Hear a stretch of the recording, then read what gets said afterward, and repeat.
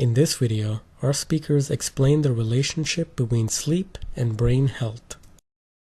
Modern society is increasingly ill-equipped to provide our brains with the requisite cleaning time. The figures are stark. Some 80% of working adults suffer to some extent from sleep deprivation. That's 80%. According to the National Sleep Foundation, adults should sleep 7 to 9 hours. On average, we're getting 1 to 2 hours less sleep a night than we did 50 to 100 years ago, and 38 minutes less on weeknights than we did as little as 10 years ago. Between 50 and 70 million people in the United States suffer from some form of chronic sleep disorder. When our sleep is disturbed, whatever the cause, our cleaning system breaks down. What happens to our cognitive function when the trash piles up? They've been finding there are these fluid channels in the brain, which people are calling glymphatics.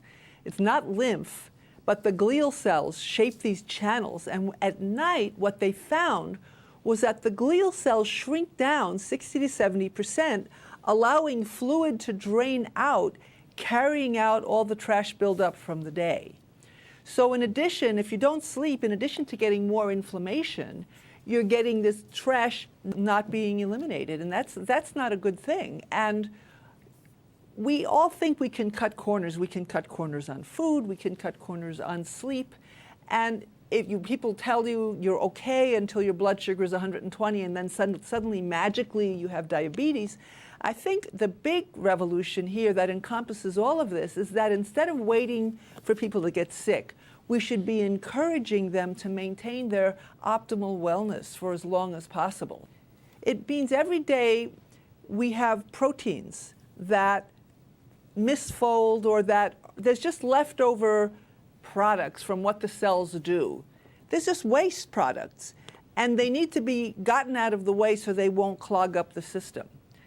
There's all kinds of, the whole process of producing trash and misfolding and so forth needs to be, it's not just repair, but also getting rid of the junk that piles up when the cell is done doing what it does.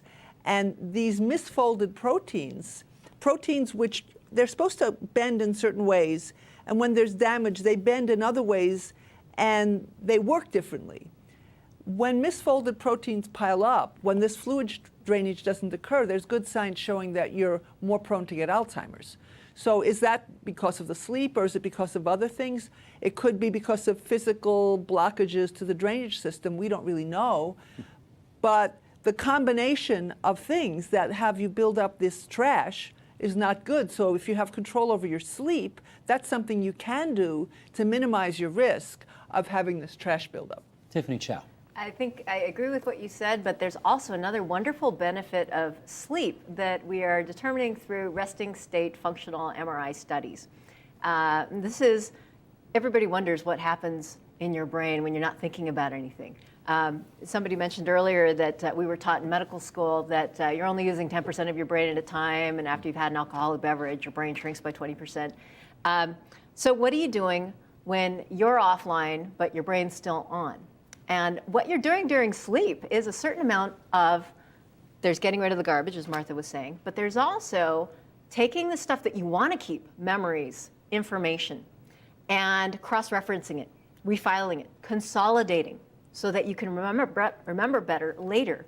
This also happens in terms of physical wayfinding, as well as some of the exercise that you do. So if you ever noticed that you were really clumsy at a particular new task, but then the very next time you tried it without rehearsing in between, you were actually more on the mark.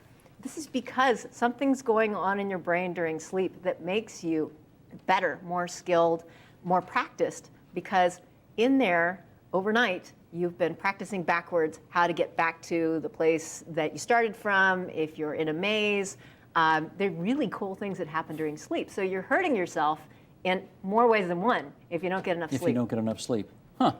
Let me jump in here. That Please. article talked about the adults and the workforce, 80% having a sleep deprivation, but our kids, I think it's even greater, and it's not just in the U.S., it's around the world. Our kids are chronically sleep deprived, most of them, either because they're working so hard to get better grades, or they're addicted to their digital universe. And we all are. And this is one of the reasons that we really are losing sleep, and it's so important because sleep and exercise and diet all interact with one another. Sleep will help lower your blood sugar. Exercise will help you sleep longer and better. All these things work together, and we need to go back to what Martha said. She wanted to adopt all the 6 ways of lifestyle change to help us live better, adding sleep in and adding what we call vitamin C, or connection, being connected to others, to people, to small groups, is also very important for us to lower the stress, to have us, our brains work better. Our best sleepers or sleeping medications only work temporarily. So if you have a particular situation like jet lag, that if you need medication to get to sleep chronically, something else is going on. Could be a medical problem that needs attention, could be your stress management, could be your lack of vitamin C standing for connection. Maybe you're too lonely. There are all kinds of things that impact how we fall asleep or whether we can maintain sleep. And we can Band-Aid it with medication, but I'd rather not. Better get to the root of the problem. Exactly. I just wanted to give a piece of practical advice that news you can use, which is you think about sleeping as when you unplug. Try unplugging the television in your bedroom, keeping your cell phone and tablets out of there. Get rid of the electricity in your room. A lot of people sleep better when they do that.